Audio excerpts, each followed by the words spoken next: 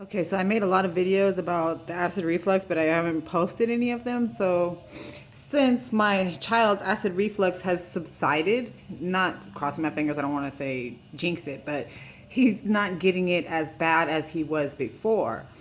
I believe because of the things that I've been researching and trying and introducing into his lifestyle, which has made it better. Now, just a moment, let me prop this up. Okay, now my child got acid reflux disease, which started developing, and he started showing symptoms of it at about 2 weeks old, which is something that I think that scientists and doctors need to look into possibly, because something's developing in newborns at the age of 2 months and subsides usually about, at the age of 2 weeks it's developing, and it subsides usually about the age of 2 months, which is I guess what they call colic, where a baby starts getting fussy and cry, which colic is not real, it's fake. Colic is basically, if your doctor tells you that your child has colic, then he sucks. Okay, you need to probably find a new doctor, because colic is an urban legend. It's a mother's myth. It was actually came about from a male who probably didn't raise any kids. So a guy diagnosed or created this diagnosis of colic, which is used to excuse the fact that your child is in pain and crying, and they cannot figure out why your baby is trying, or they don't want to figure out, or whatnot. A good doctor will go, okay, so your baby's colicky. Let's figure out what is the cause of the baby's colic, okay? Because babies are not colicky. It's just nothing. A baby doesn't just cry throughout the day. You shouldn't have to be. I literally had to carry my son for from the time he was 2 weeks to about 2 weeks ago.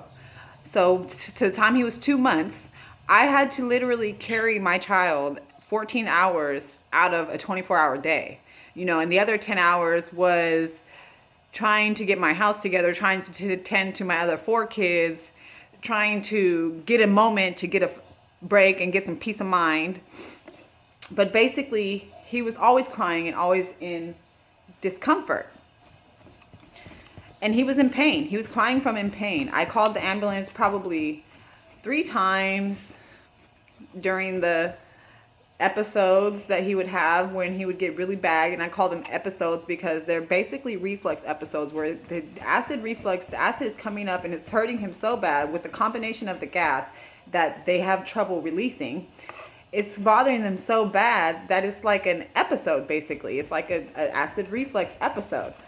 And for those of you parents that has a child with acid reflux or GERD or a colicky baby, then you know exactly what I mean.